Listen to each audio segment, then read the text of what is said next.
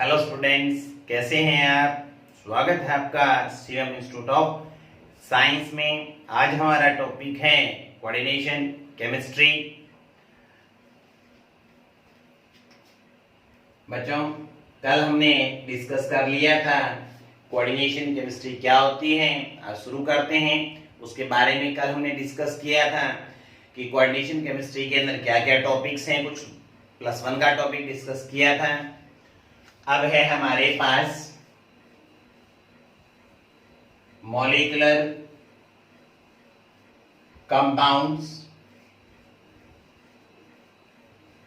और addition compound.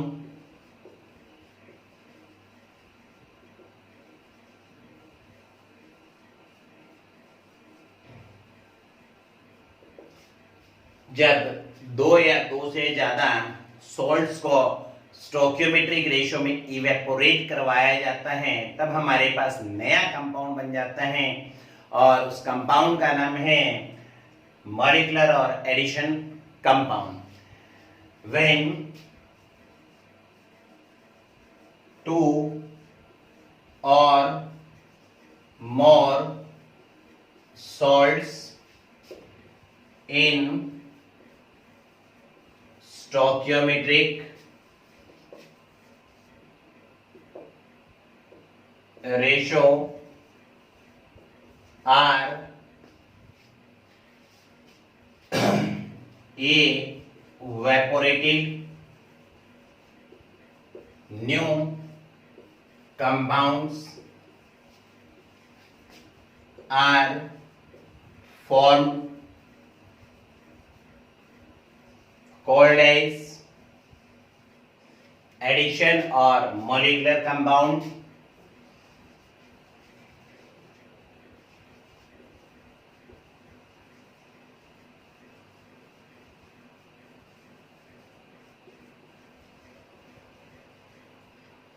बच्चों, addition और मोलिकुलर कंपाउंड हमारे पास दो टाइप के होते हैं। टू टाइप्स आर, पहला है डबल सॉल्ट, दूसरा है कॉम्प्लेक्स और coordination compound.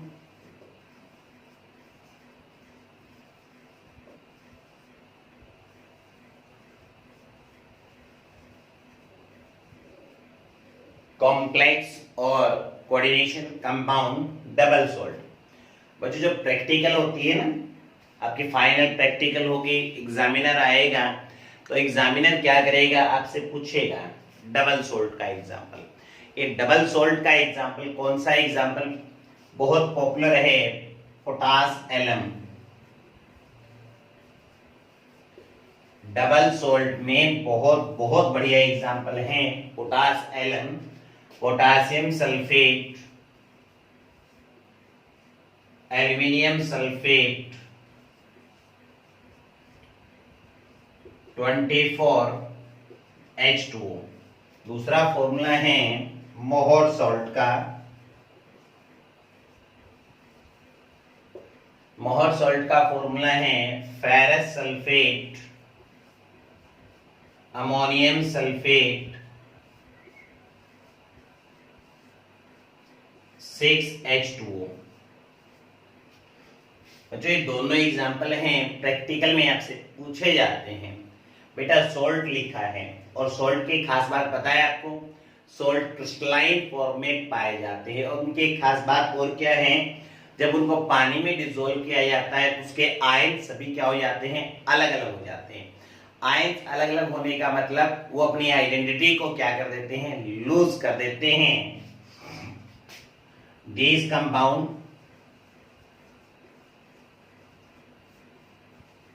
exist in crystal form and dissociate into ions when dissolved in water. Dissociate होने का मतलब बच्चों ये सारे आयंस अलग अलग हो जाते हैं। आयंस अलग अलग होने का मतलब ये अपनी आइडेंटिटी को क्या कर देते हैं, लूज कर देते हैं। बात करते हैं कॉम्प्लेक्स और कोऑर्डिनेशन कंपाउंड की। बहुत बढ़िया एग्जांपल है। कल हमने फर्स्ट लेक्चर में क्या देखा था, कोऑर्डिनेशन कंपाउंड को रिप्रेजेंट करने का तरीका होता है ये square bracket. Square bracket coordination entity कहलाती है। इसके अंदर आयंस नहीं बनते। ये लिखा मैंने CuEn के ट्वाइस SO4। आपके पास बच्चों ये स्क्वायर ब्रैकेट के अंदर ये जो फॉर्मूला लिखा गया है, इस फॉर्मूले को हम कहते हैं कॉम्प्लेक्स और कोऑर्डिनेशन कंपाउंड। इसके आयंस नहीं बनते जब इसको पानी में डिसॉल्व किया जाता है। ये लिखा NiCO की होल 4। ये भी हमारे पास एक कॉम्प्लेक्स है, कोऑर्डिनेशन कंपाउंड है। पानी में डिसॉल्व करेंगे तो डिसोसिएट नहीं होते, यानी इसका मतलब ये अपनी आइडेंटिटी को लूज नहीं करते हैं। दिस कंपाउंड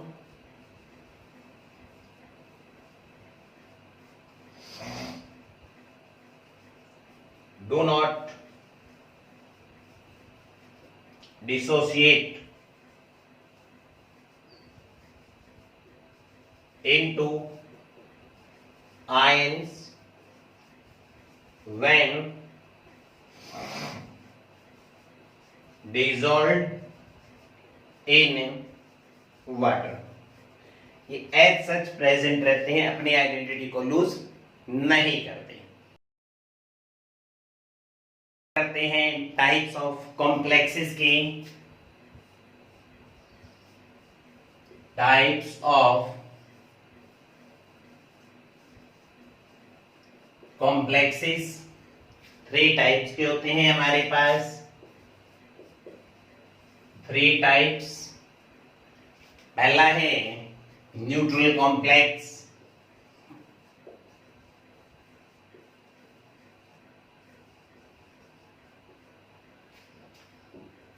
ये लिखा NiCO की होल 4। दूसरा एग्जांपल ले लेते हैं कैटायनिक कॉम्प्लेक्स।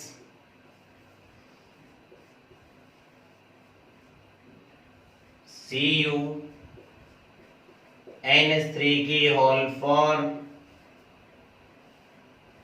+2 चार्ज, यानी कॉम्प्लेक्स के ऊपर आपके पास पॉजिटिव चार्ज है तो उसको हम कहेंगे कैटायनिक। इसी तरीके से अगर कॉम्प्लेक्स के ऊपर कैसा चार्ज हो, नेगेटिव, तो उसको हम क्या कहेंगे, anionic complex.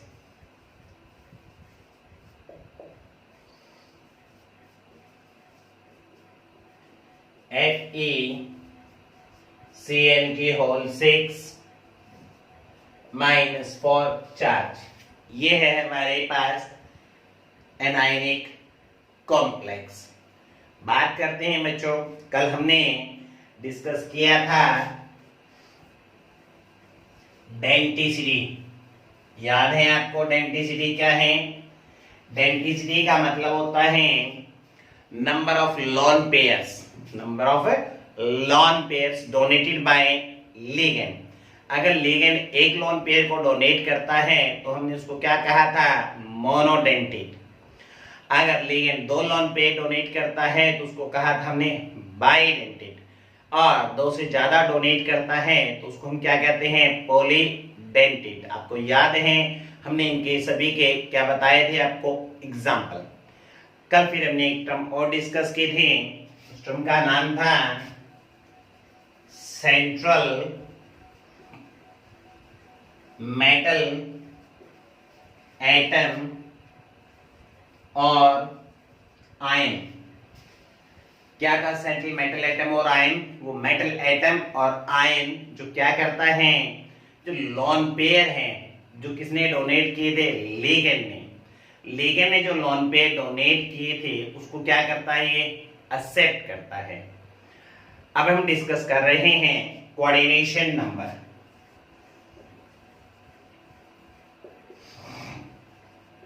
Coordination number CN। Coordination number क्या है? सेंट्रल मेटल एटम जितने कोऑर्डिनेशन बॉन्ड बनाती हैं बच्चों लिगेंड के साथ, वो क्या कहलाती है? Coordination number. The number of coordination bonds formed by central metal atom और आयन। सेंट्रल मेटल एटम और आयन जितने कोऑर्डिनेशन बॉन्ड बनाता है वो क्या कहलाता है? आपके पास कोऑर्डिनेशन नंबर कहलाता है। अब ये कोऑर्डिनेशन नंबर हम फाइंड आउट कैसे करें? जो बड़ा ही आसान तरीका है कोऑर्डिनेशन नंबर फाइंड आउट करने का। आप क्या करें? कॉम्प्लेक्स के अंदर स्क्वायर ब्रैकेट के अंदर जितने मोनोडेंटेड लिगेंड लगे हुए हैं वो आप काउंट कर लीजिए। एक मोनोडेंटेड लिगेंड एक लोन पेयर को डोनेट करता है। एक लोन पेयर को डोनेट करने का मतलब एक कोऑर्डिनेशन बॉन्ड बना रहा है। अगर दो जुड़े हुए तो दो कोऑर्डिनेशन बॉन्ड बनेंगे, अगर तीन जुड़े हैं तो तीन बने। यानी हम सीधी सी बात ये है कि जितने मोनोडेंटेड लिगेंड आप जोड़ेंगे वो क्या कहलाएगा? उसका coordination number. Number of monodentate ligands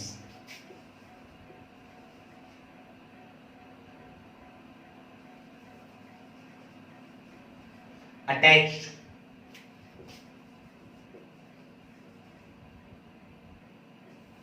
with central metal atom और ion। बच्चों मैंने ऊपर तीन एग्जांपल दे रखे हैं, आपको दे रखे हैं ना। तीनों एग्जांपल के अंदर ये जो लिगेंड लिखे गए हैं मोनोडेंटेड है। हमारा सेंट्रल मेटल एटम कौन है? निकेल। इसके साथ कितने मोनोडेंटेड लिगेंड जोड़ रखे हैं आपने? 4। तो 4 क्या है? इसका कोऑर्डिनेशन नंबर है। इसके साथ कॉपर के साथ कितने मोनोडेंटेड लिगेंड जुड़े हुए हैं? 4। तो 4 क्या हो गया इसका कोऑर्डिनेशन नंबर। बात करें Fe का, Fe के साथ Cn जुड़ा हुआ है। जो Cn है बच्चों वो आपके पास कौन है? मोनोडेंटेड लिगेंड है। मोनोडेंटेड लिगेंड है तो उतना ही क्या हो गया उसका कोऑर्डिनेशन नंबर। अगर मान लीजिए आपके पास बाइडेंटेड लिगेंड है तो आप ऐसे कर दीजिए 2 into number of bidentate ligand. Bidentate ligand जितने हैं उसका ट्वाइस कर दीजिए। जैसे मैं यहां लिख देता हूं PT AN के ट्वाइस NH3 के ट्वाइस +4 चार्ज। बताइएगा इसका कोऑर्डिनेशन नंबर क्या है? कल हमने डिस्कस किया था कि EN बाइडेंटेड लिगेंड है और NH3 कौन सा है? मोनोडेंटेड। लिखा हुआ है जितने मोनोडेंटेड जुड़े हुए हैं उतना कोऑर्डिनेशन नंबर। अगर बाइडेंटेड है तो उसका कितना कर दो? 2 टाइम्स। यानी EN कितने हैं यहाँ? 2। एक EN बाइडेंटेड है तो 2 का मतलब कितना हो गया? 4। और NH3 मोनोडेंटेड है वो 2 जुड़े हैं तो कुल मिला के कोऑर्डिनेशन नंबर हमारे पास कितना आ गया है? कितना आ गया है? 6। यानी इस केस में प्लेटिनम का कोऑर्डिनेशन नंबर कितना है? 6। जनरल फॉर्मूले के तौर पे ऐसे लिख सकते हैं N मल्टीप्लाई नंबर ऑफ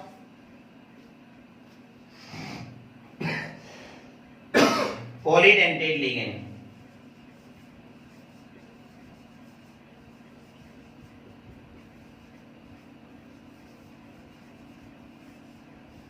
आपके पास ये n किसको रिप्रेजेंट कर रहा है? उसकी डेंसिटी को रिप्रेजेंट कर रहा है।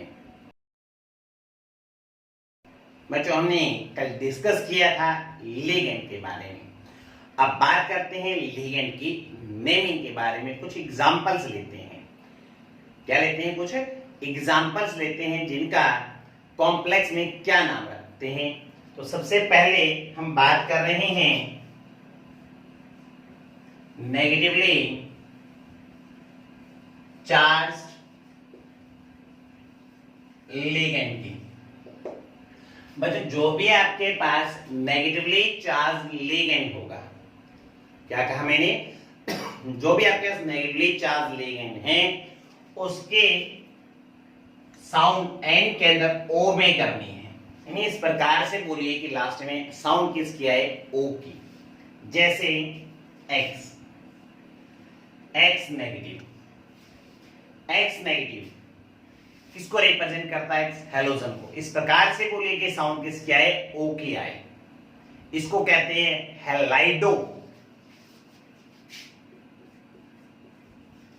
हेलाइडो। एग्जाम्पल के तौर पे अगर मैं Cl लिख दूं तो क्या बनेगा?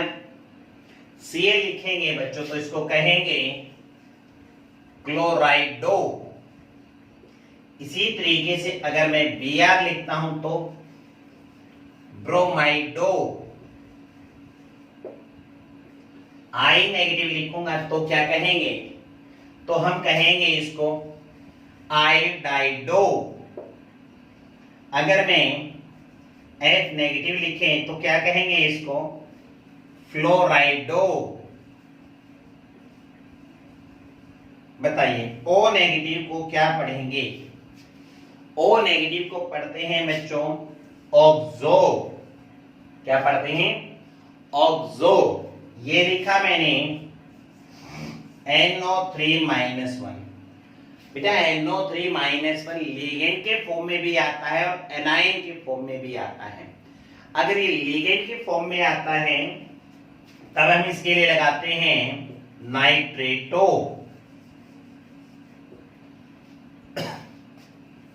ONO, NO2। बच्चों ये दो फॉर्मूले लिखे हैं मैंने, इसमें दोनों एटम दो हैं, दोनों ही लिगेंड को हम कहते हैं नाइट्राइटो। दोनों ही लिगेंड को हम क्या कहते हैं? नाइट्राइटो। अब डिफरेंशिएट कैसे करें फिर? क्योंकि दोनों के अंदर क्या है? दो डिफरेंट डोनर एटम है, तो डोनर एटम का सिंबल लास्ट में लिख दिया जाता है। जैसे इसमें डोनर एटम नाइट्रोजन है और इसमें कौन है? ऑक्सीजन है। यानी इसका मतलब क्या हुआ? इसका मतलब ये हुआ कि ये हमारे पास एक ऐसा लिगेंड आ गया है जिसमें दो डिफरेंट डोनर एटम होते हैं। ऐसे लिगेंड को हम कहते हैं ambient ligand. Ambient ligand. Ambient ligand कौन सा लिगेंड है बच्चों? एक ऐसा लिगेंड होता है जिसमें क्या होते हैं? दो डिफरेंट डोनर एटम होते हैं। The ligand having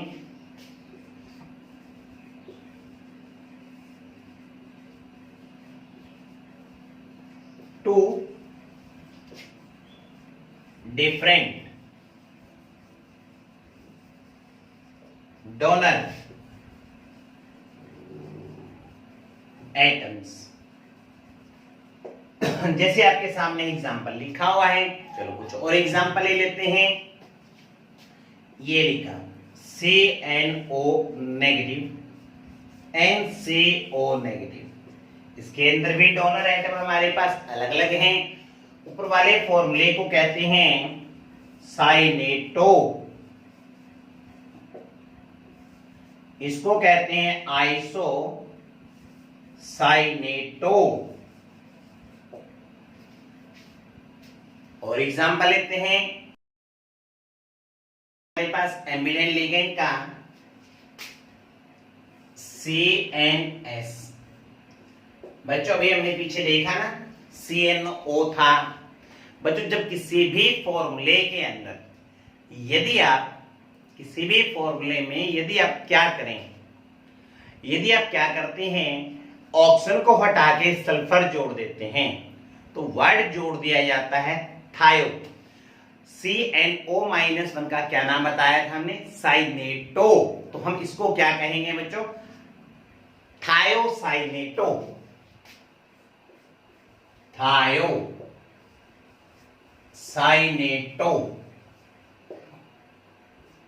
NC-S-1 आइसोथायोसाइनेटो। आइसोथायोसाइनेटो।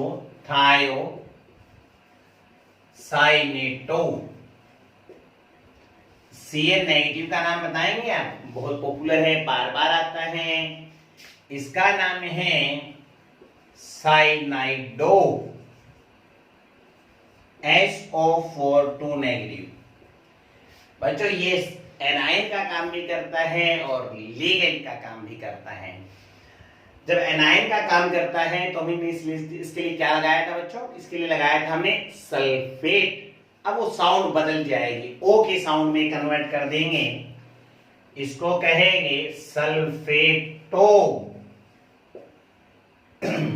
SO3 2 negative. सल्फाइटो।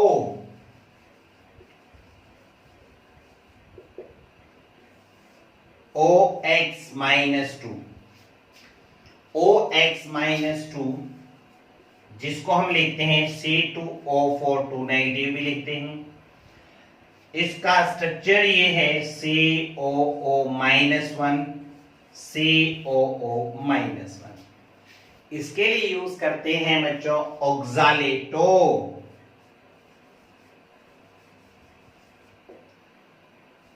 CH3 COO-1 CH3 COO-1। बताइएगा क्या नाम है इसका? वैसे तो हम इसको क्या कहते हैं? एसीटेट आयन बोलते हैं ना, लेकिन वो एनाइन के फॉर्म में बोलते हैं। यहां क्या बोलते हैं? यहां इसको बोलते हैं acetato. DMG-1 dimethyl glyoximato. Dimethyl glyoximato. Dimethyl glyoximato. ये लिखा OH-1 हाइड्रोक्सिलो। हाइड्रोक्सिलो H-1। बच्चों कोशिश कीजिएगा, H-1 का नाम क्या होगा? क्या होना चाहिए? एज्यूम करके देखिए क्या होगा। अभी कहा हमने साउंड नेगेटिव वाले में साउंड किसकी आएगी? किसकी आएगी? ओ की आएगी। तो हम इसको क्या कहेंगे? हाइड्राइडो। अब बच्चे क्या करते हैं? क्वेश्चन आता है, बहुत बढ़िया एग्जांपल आता है, LiAlH4। बहुत बहुत बढ़िया एग्जांपल है LiAlH4 का। कॉमन नेम है इसका lithium aluminium hydride. Organic chemistry में आता है। जब कोऑर्डिनेशन केमिस्ट्री में आता है तो पूछा जाता है बच्चों बताइए इसका IUPAC नेम क्या है?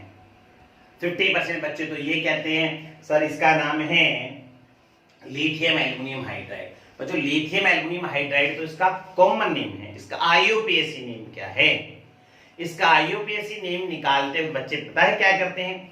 हाइड्रोजन की ऑक्सीडेशन स्टेट +1 ले लेते हैं। बच्चों हाइड्रोजन की हम बार बार पढ़ते आ रहे हैं कि मोस्ट ऑफ केसेस में हाइड्रोजन की ऑक्सीडेशन स्टेट +1 होती है, लेकिन बच्चों हम यहाँ हाइड्रोजन को किसके फॉर्म में काउंट करवा रहे हैं? हाइड्रोजन को हम यूज कर रहे हैं in the form of ligand. और लिगेंड किसको कहा? Donor of lone pair. ऐसी स्पीसीज जो लोन पेयर को डोनेट करे। क्या H पॉजिटिव के पास लोन पेयर है? H पॉजिटिव के पास तो इलेक्ट्रॉन कितनी है? इलेक्ट्रॉन तो 0 है। जब इलेक्ट्रॉन ही नहीं है तो बच्चों ये लोन पेयर का काम नहीं कर सकता है। लोन पेयर है ही तो लिगेंड का काम नहीं कर सकता है। तो बताइए इस यहां आपको कितनी ऑक्सीडेशन स्टेट यूज करनी है? हाइड्रोजन की कितनी यूज करनी है? -1 यूज करनी है। याद रखना है हाइड्रोजन एज ए लिगेंड काम करता है तो +1 कभी नहीं आएगी। कौन सी ऑक्सीडेशन स्टेट आएगी? कौन सी ऑक्सीडेशन स्टेट आएगी? -1। अगर आपको याद हो +1 में हमने जब रिडॉक्स वाला चैप्टर पढ़ा था तो उसमें भी कहा था हाइड्रोजन की ऑक्सीडेशन स्टेट -1 ली जाती है अगर वो किसके साथ कंबाइन करता है? मेटल के साथ कंबाइन करता है। अभी हमने आपको क्या बताया कि जितने भी नेगेटिव चार्ज के लिगेंड हैं उन सब में साउंड किसकी आएगी? ओ की साउंड आएगी। लेकिन आपको याद रखना है एक एग्जांपल का। कौन से एग्जांपल का याद रखना है?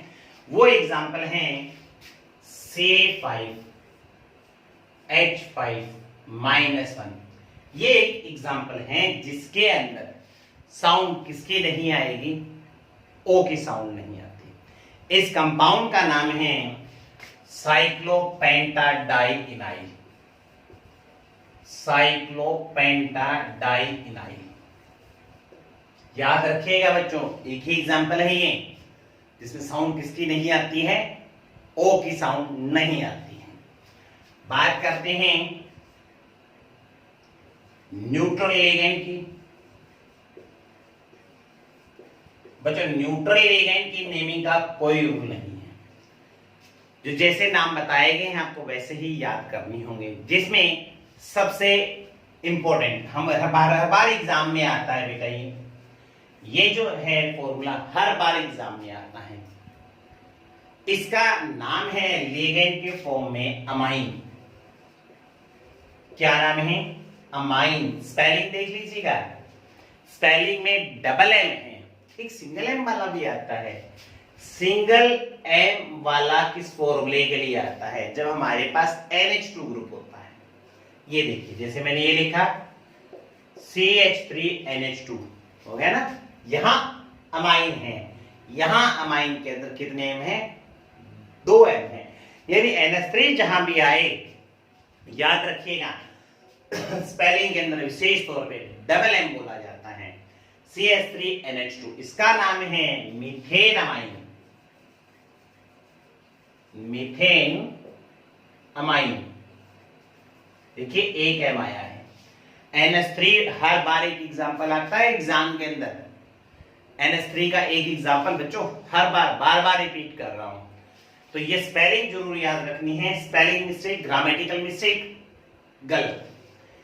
ये लिखा PH3 फॉस्फाइन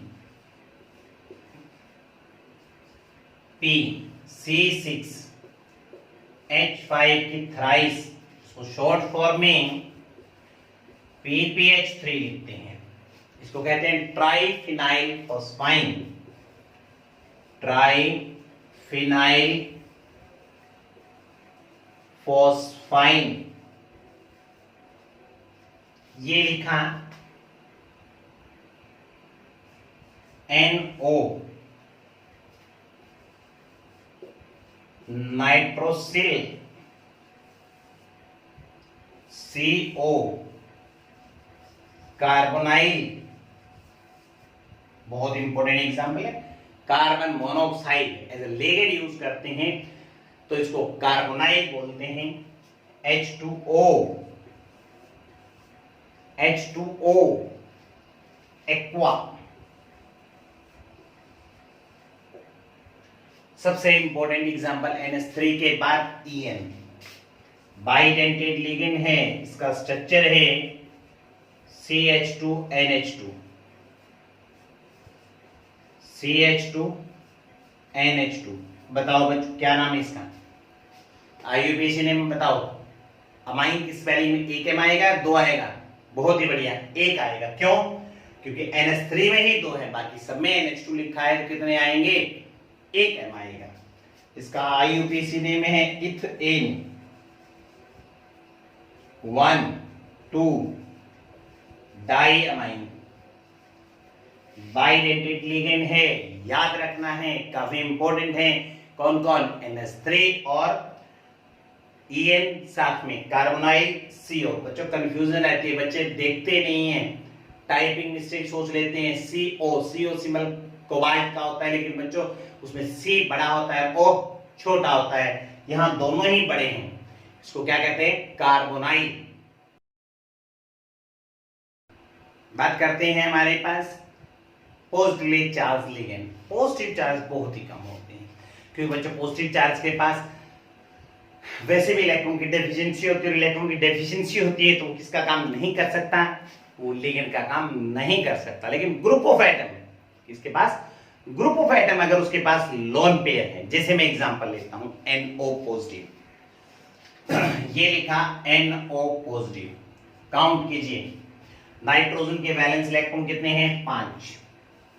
ऑक्सीजन के काउंट कीजिए कितने हैं, वैलेंस इलेक्ट्रॉन 6। एक इलेक्ट्रॉन क्या कर दिया है, निकाल दिया है। कितने इलेक्ट्रॉन हो गए, 10 इलेक्ट्रॉन हो गए।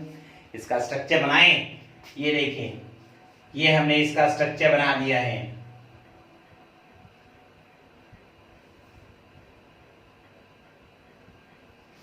हो गया स्ट्रक्चर, साफ नजर आ रहे हैं। 2 4 6 8 और 10 इलेक्ट्रॉन है, चार्ज पॉजिटिव है। पॉजिटिव चार्ज होने के बावजूद भी इसमें क्या है, लोन पेयर है। लोन पेयर है तो ये किसका काम कर सकता है, लिगेंड का काम कर सकता है।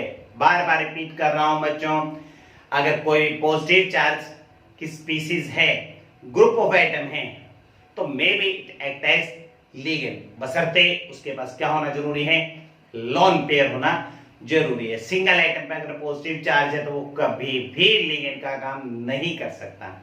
क्यों नहीं कर सकता, क्योंकि उसके पास लोन पेयर नहीं होता।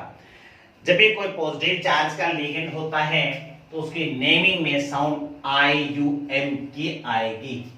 किसकी साउंड प्रोड्यूस करनी है, IUM, ईम की साउंड प्रोड्यूस करनी है। इसका नाम है नाइट्रोसोनियम। ये लिखा, next example NO2 positive, nitronium. ये लिखा NH2 NH3, हाइड्रोजीनियम।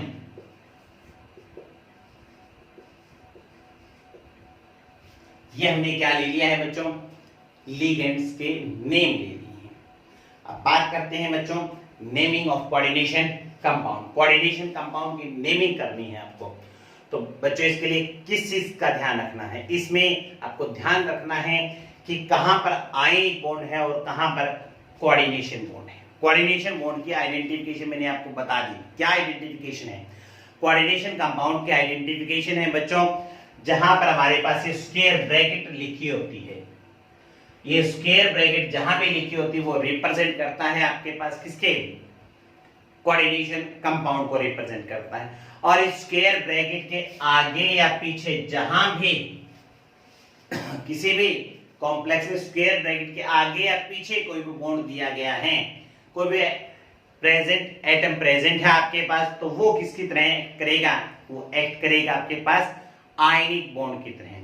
आज हम चेक करते हैं बच्चों, आइडेंटिफिकेशन चेक करते हैं पहले, क्योंकि नेमिंग करने से पहले सबसे इंपॉर्टेंट रूल ये है कि इसमें आयनिक बॉन्ड है या नहीं है। क्योंकि जहां आयनिक बॉन्ड आता है तो उसकी नेमिंग के लिए आयनिक बॉन्ड का कंसेप्ट लगता है, जहां कोऑर्डिनेशन आता है वहां कोऑर्डिनेशन का रूल लगता है। और जहां पर दोनों मिक्स एग्जांपल आ जाते हैं, क्योंकि मिक्स एग्जांपल बहुत ज्यादा हैं, और मिक्स एग्जांपल ज्यादा होने का मतलब क्या हो गया कि जहां पर हमारे पास मल्टीप्लायर हैं आयनिक कंपाउंड, कल हमने पढ़ा था, याद है आपको, हमने बताया था आयनिक कंपाउंड के मल्टीप्लायर्स नहीं बोले जाते। तो आपको ये आइडेंटिफाई करना बहुत बहुत जरूरी है कि आयनिक बॉन्ड कहां पर है। देखते हैं कुछ एग्जांपल्स लेकर के पता करते हैं कि आयनिक बॉन्ड कहां है। आपका कॉम्प्लेक्स जो है कैटायन की तरह काम कर रहा है या एनायन की तरह काम कर रहा है या वो न्यूट्रल की तरह काम कर रहा है। जैसे बच्चों मैंने ये फॉर्मूला लिखा NiCO4, ये मैंने फॉर्मूला लिखा है। बताइए ये कॉम्प्लेक्स आपका कैटायन की तरह काम कर रहा है या एनायन की तरह काम कर रहा है या न्यूट्रल की तरह। बच्चों साफ नजर आ रहा है, स्क्वायर ब्रैकेट के आगे या पीछे कुछ भी नहीं लिखा हुआ।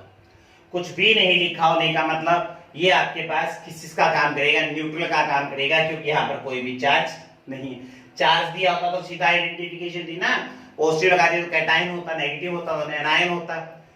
यानी इस पे कोई चार्ज भी नहीं है और आगे पीछे कुछ भी नहीं लिखा गया, तो इसका मतलब क्या हो गया, न्यूट्रल कॉम्प्लेक्स की तरह काम करेगा।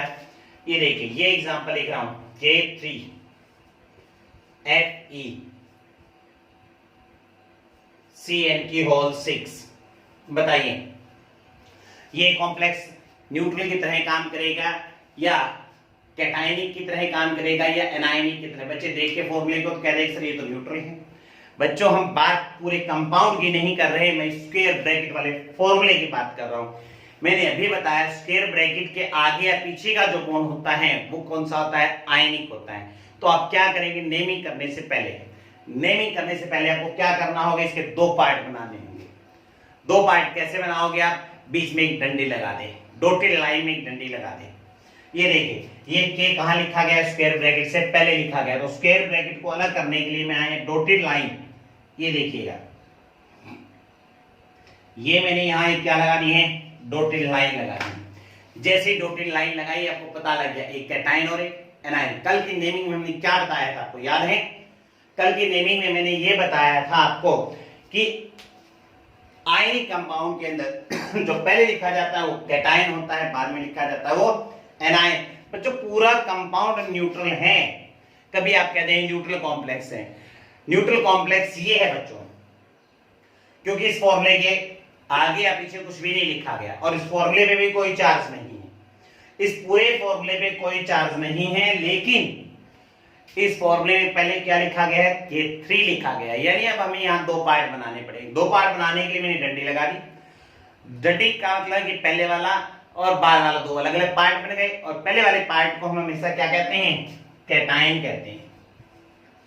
बाद वाले को क्या कहते हैं हम, एनायन। साफ नजर आ रहा है हमारा कॉम्प्लेक्स एनायनिक कॉम्प्लेक्स है। ये हमारे स्क्वायर ब्रैकेट पे चार्ज कैसा आएगा, नेगेटिव आएगा। कल की नेमिंग में हमने बताया था बच्चों, कैटायन और एनायन के मल्टीप्लायर नहीं बोल रहे, यानी यहाँ पोटासियम कितने टाइम्स हैं, 3 टाइम्स है, तो हम ये नहीं बोलेंगे। क्या ये सीर बोलना पड़ेगा? स्क्वायर ब्रैकेट के बाहर मल्टीप्लायर है या अंदर है? स्क्वायर ब्रैकेट के अंदर मल्टीप्लायर है। अंदर मल्टीप्लायर होने का मतलब वो काम किसका कर रहा है, लिगेंड का काम कर रहा है, एनायन का काम नहीं कर रहा है। यानी केवल आपको एक K3 मल्टीप्लायर नहीं बोलना, स्क्वायर ब्रैकेट के जो भी मल्टीप्लायर, स्क्वायर ब्रैकेट के बाहर वाले मल्टीप्लायर आपको नहीं बोलने, यानी इसको ट्राई पोटासियम नहीं बोलेंगे हम। इसको हमें क्या बोलना है, सिंपली पोटासियम वर्ड यूज करना है, पोटासियम बोलना है, ना कि ट्राई पोटासियम। और एग्जांपल लेते हैं, आइडेंटिफिकेशन देखेंगे। जब आपको आइडेंटिफिकेशन आएगी तभी हम क्या कर पाएंगे, उसकी नेमिंग कर पाएंगे। और एग्जांपल ले रहे हैं, ये लिखा मैंने Cu NH3 की होल 4 Br2। नजर आ रहा है बच्चों, पूरा कंपाउंड तो कैसा है, न्यूट्रल। लेकिन हमें कंपाउंड से मतलब नहीं है, हमें मतलब है हमारी कॉम्प्लेक्स से, कि हमारा कॉम्प्लेक्स कैसा है, कैटायन है या एनायन। दो पार्ट बनाने जरूरी हैं। कॉम्प्लेक्स के बाद, ब्रैकेट के बाद लिखा गया है तो ब्रैकेट के बाद एक डंडी लगा देंगे डॉटेड लाइन में। ये देखिएगा, ये हमने डॉटेड लाइन लगा दी है, लगा दी। लगाने से साफ पता लग रहा है, पहले वाला पार्ट कैटायन, बाद वाला पार्ट एनायन। जिन बच्चों को ये आइडेंटिफिकेशन पता लगे कि आयनिक बॉन्ड कहां है और कॉम्प्लेक्स कहां है, उसके अंदर क्या क्या स्पीसीज हैं, तो मान लीजिए आपने सारा काम कंप्लीट कर लिया। जिसको इस चीजों की आइडेंटिफिकेशन हो गई है, आप इजीली नेमिंग कर सकते हैं। आयनिक कंपाउंड कहां है, ये रहा आयनिक। Br का जो बॉन्ड है वो कैसा है, आयनिक। और आयनिक बॉन्ड होने का मतलब बच्चों, आयनिक बॉन्ड होने का मतलब ये हो गया कि इसका मल्टीप्लायर नहीं बोला जाएगा, यानी Br का मल्टीप्लायर नहीं बोला जाएगा। अभी और एग्जांपल लेते हैं, ये लिखा मैंने फॉर्मूला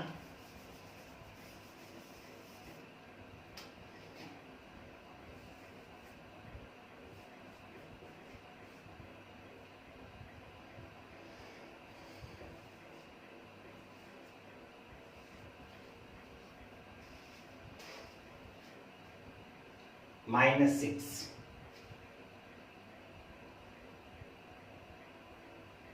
ये लो, ये फॉर्मूला लिख दिया बच्चों।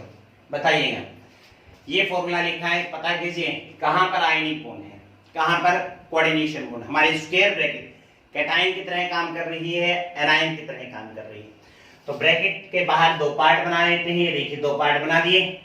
दो पार्ट बनाने से पता लग गया कि हमारे पास ये किसका काम कर रहा है, कैटायन का, ये किसका काम कर रहा है, एनायन का। यानी पोटेशियम का मल्टीप्लायर कितना है, 3 नहीं बोला जाएगा। ब्रैकेट के अंदर के सारे मल्टीप्लायर्स बोले जाएंगे। बच्चों जिसने ये आयनिक और कोऑर्डिनेशन कंपाउंड की आइडेंटिफिकेशन जिसको अच्छी तरीके से याद हो गई है, वो कोऑर्डिनेशन कंपाउंड की नेमिंग इजी कर सकते हैं। हमारे नेक्स्ट टॉपिक के अंदर हम डिस्कस करेंगे केवल और केवल नेमिंग ऑफ कोऑर्डिनेशन कंपाउंड।